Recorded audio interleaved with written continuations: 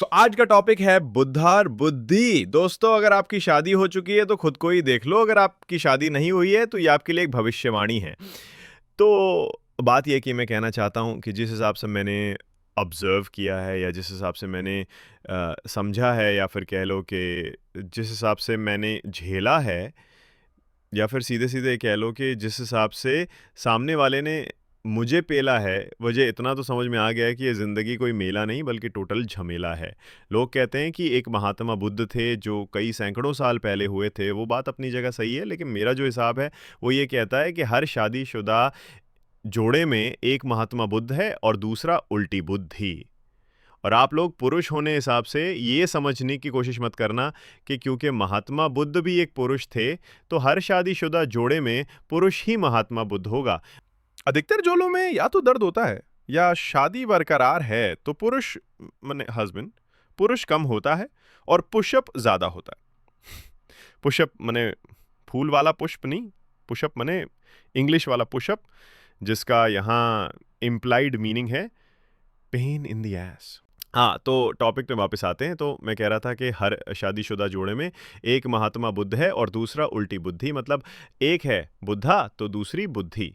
बुद्धा वो है जो मैच्योर है, अंडरस्टैंडिंग है, जो लंबी-लंबी सांसें लेता है, जो कभी-कभी प्राणायाम में होती हैं और अधिकतर ज़िंदगी हराम होने से होती है। लेकिन ऐसा भी नहीं है कि जो एक बार बुद्धा बन गया वो बुद्धा ही बना रहेगा, उसकी बुद्धि भी सटक सकती है। मैं दी महात्मा बुद्ध की बात यहाँ नहीं कर रहा, उनकी बुद्धि तो स्थिर है। मैं तो शादीशुदा जोड़े में जो संयम का प्रदर्शन करके महात्मा बुद्ध की भूमिका निभा रहा है, उसकी बात कर रहा हूँ। और उस महात्मा बुद्ध की बुद्धि उल्टी हो सकती है। जब ऐसा होता है तब उस घर में दो उल्टी बुद्धि वाले आमने-सामने हो जाते हैं। फिर ये दो उल्टी बुद्धि वाले महात्मा बुद्ध आपस में महाभारत करते हैं। इसलिए जब महाभारत होने का शंख सुनाई दे, तब बुद्धि इसी में है कि महात्मा बुद्ध के प्यार, अहिंसा, क्षमा, शिष्टाचार एक्सेट्रा वाले रास्ते पे चल पड़ो। समझो तुम्हारा पुनर्जन्म हुआ है और तुम्हें पैदा होते ही पूरा पिछला जन्म याद है, लेकिन इस जन्म में तुम महात्मा बुद्ध जैसे व्यक्तित्व के मानव हो और तुम्हें शांत रहना है। फिर चाहे सामने जो कोई भी उल्टी बुद्धि हो, वो नर हो या मादा हो, वो जो भी करे उसे प्यार दो, संभाल दो, स्पेस दो या जाने दो।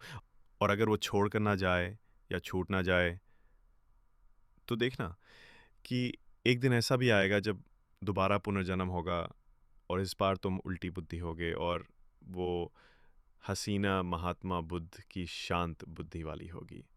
यही है पुनर्जन्म का चक्कर।